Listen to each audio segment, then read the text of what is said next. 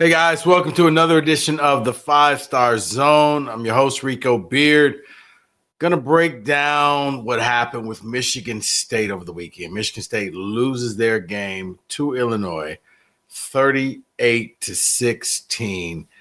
And it's wash, rinse, repeat. For the Spartans team, stop me when you heard offensive line can't protect. Stop me when you've heard defensive line can't get any pressures and get sacks.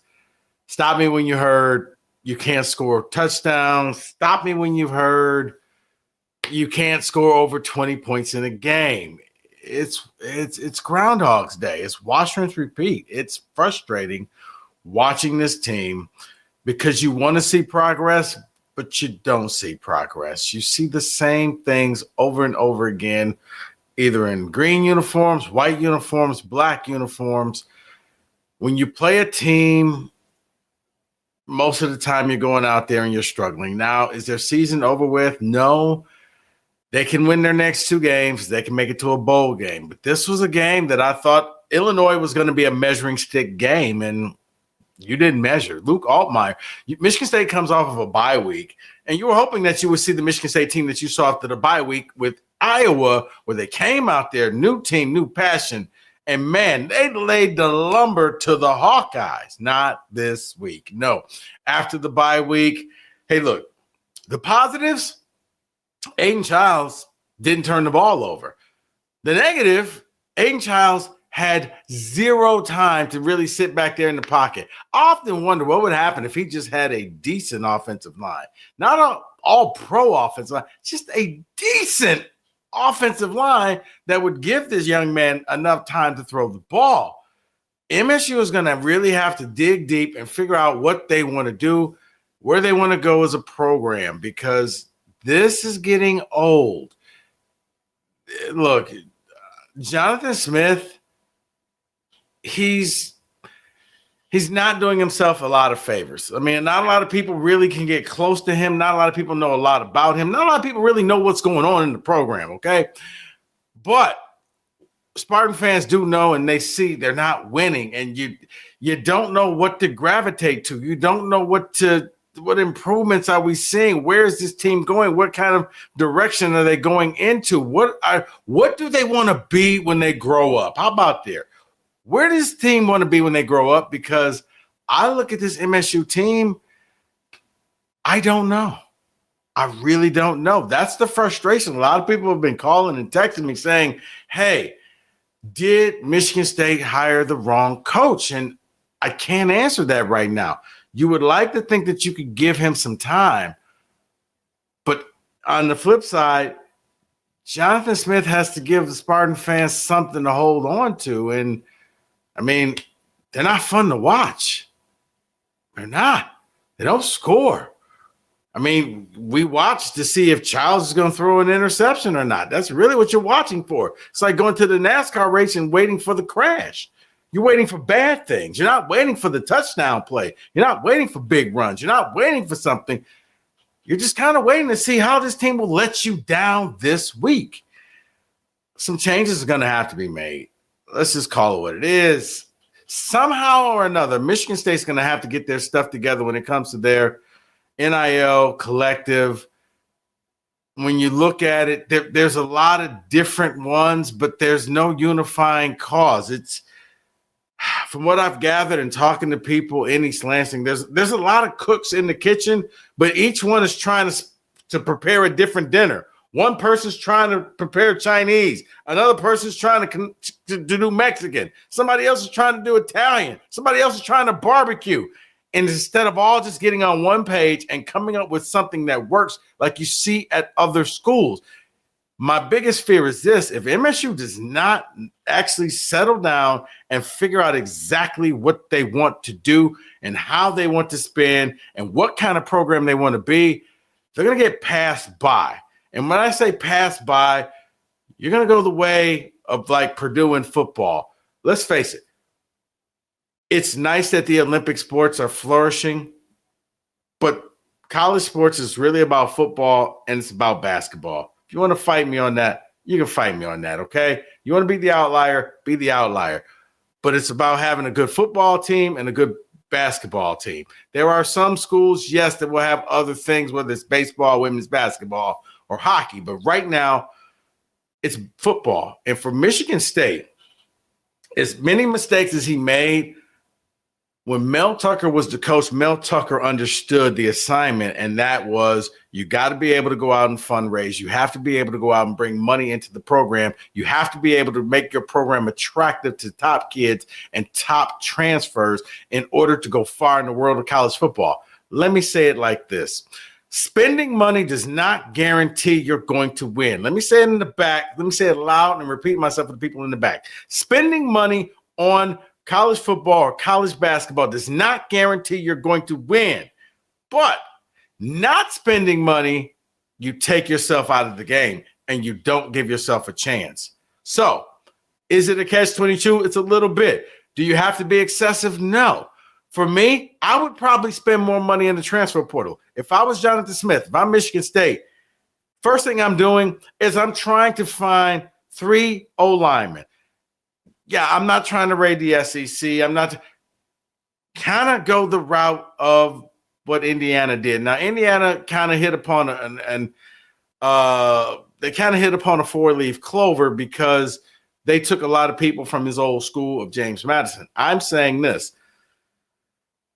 You guys, Spartan fans, you like when you saw Jaden Reed and what he did at Michigan State? Yeah, go out and get somebody from Western Michigan.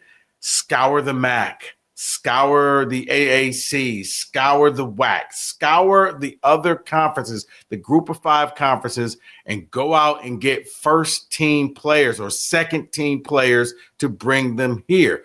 Why? Because they played before and they're not going to break the bank. You're never going to be competitive with Miami. You're never going to be competitive with Ohio State or Texas or any schools like that. But you have to be competitive enough that you can bring in talent. As I stated earlier in this pod, imagine what Aiden Childs would look like if he actually had protection. He's a valuable investment, and this offensive line blows. I'm sorry. There's no other way to put it. Yeah, they have some injuries, and they still blow. They can't protect. They're not getting better. And an offensive lineman takes years to develop. You don't have years to develop. If you keep losing and keep losing, you're not going to attract anybody to want to come here. If anything, you're going to see the Derek Harmons of the world leave and go other places. The Keon Coleman's leave to go other places because they want to win. You're not winning. And you got to spend some money to win. And that's when I say I go back to the NIL collective. Look, Michigan State is a top 25 program financially, okay? You can't sit here and cry poor. But what I am saying is you have to be able to unify your NIL collections. You have to be able to get people to want to donate. You got to go out and find some main donor who will say, you know what, I'll match dollar for dollar. Your world can't rely on Ishbia and Gilbert and Greg Williams. There are so many other people out there who want to donate and they don't know where to donate because there's so many different places. If you have that much money, you're not going to just give it away.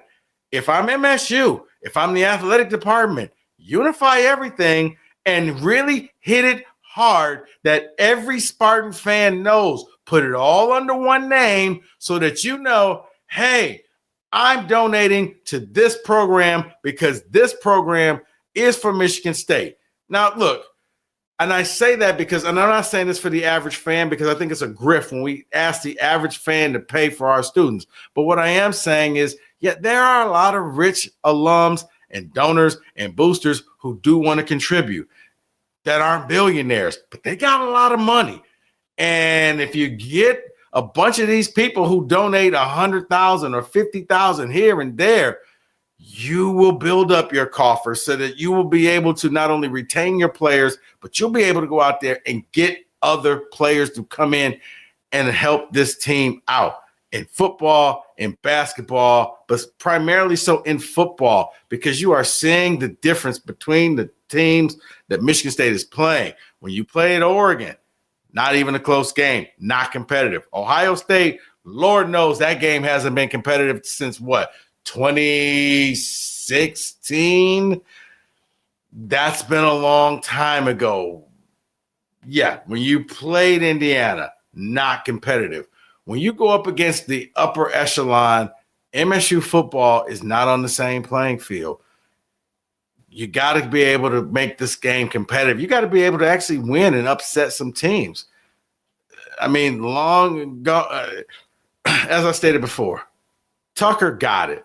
I don't know what this current regime is. And look, I'm not saying Mel Tucker made a lot of mistakes, okay? Mel Tucker pissed away millions of dollars off mistakes that he made personally. What I am saying is he got the concept of, I got to sell this program and I got to get people to buy into this program. I'm not seeing that right now. And if you're Michigan State and you're a fan, that's going to be a problem. You're not going to see it right away. You'll say, oh, well, we can be competitive. No, you can't. You can't. It's fugazi. It's fool's gold. You'll end up having the year 2021 where everybody thought everything was back and you weren't. It was a blip on the radar, and then you went back down to being Michigan State again. Over a few years, if MSU keeps going this route, it's going to get worse and worse. Your football program will become a feeder program where basically kids will come to Michigan State only to transfer someplace else. They'll get the exposure because Lord knows they're going to play every night game out there. And then when they're done, they're going to go places where they can get paid and they can win. If you win, maybe you get the hometown discount and you can keep some kids here. But it starts off with you have to come up with a better NIL collective, a unified NIL collective, and then and only then will you be able to move forward in the modern day world of college football. Guys, it's not going backwards. It's only going to go forward. Either you get on board or it's going to be long seasons, and we're going to be doing this over and over and over again, where MSU is basically going to turn into a mid-level program, almost a MAC level program. So that's my message. Sorry to get on my soapbox, but I mean, nothing changes when MSU football goes up against competitive teams and good teams, they fold. They look bad and they look like they don't belong on the field. You got to get better athletes. That's going to start by hitting the portal. I'm looking at the recruiting class now. It's okay. You're worried about guys. Is this guy going to go in? Is this running back going to go to Alabama? Is this guy going to go here? I think for Jonathan Smith, they're going to have to go out there. They're going to have to attack the portal. Offensive linemen, defensive linemen, hit up the group of 5 schools, go find the best players you can and build upon that. You have to come into next season with 3 guys ready to hit the ground running on that offensive line. Because when I look at what the Michigan State has on that offensive line right now, you're not ready. The same as I said against Michigan. You knew coming into the spring and the summer, these were your offensive linemen, and you said that this was good enough. They weren't. It's like Michigan with the quarterbacks. You said it was good enough. It wasn't. You got to dig deep. You got to look at what you have. You got to make some type of a change, because if not, every time you're going to play a competitive team, it's going to happen. And right now, in the college football playoff scenario, if you're not competing for a playoff spot, if you're not at this point every season sitting there with 8 wins and you have a shot at getting one of the playoff spots, then what are you doing? Your season's a failure. Your season's a loss. Going 6-6 should not be where the achievement. Going 6-6 and making a bowl game should not be what everybody wants. It's the equivalent of just making the NCAA tournament. That's not the goal. The goal is to win the damn thing, not just to go to 6-6. And the college football playoff has been expanded. I'm going to say this again. If you're not competing for a playoff spot in at least 3 out of every 4 years, you're doing something wrong. I didn't say you need to be in the playoffs every year, but you have to be competing. You can't have over 3 losses at this point right now. You're Michigan State. You're a big-time program. You should be able to win games. Going 6-6 is unacceptable, but that's where we are right now. MSU has to beat Purdue, And then they have to hope to God that they get bad Rutgers. Because if you get good Rutgers, I think on senior day, a lot of people are going to get their hearts broken because they're going to end up at 5-7. I know. Get the bowl practices. I mean, will 15 extra practices really help this offensive line?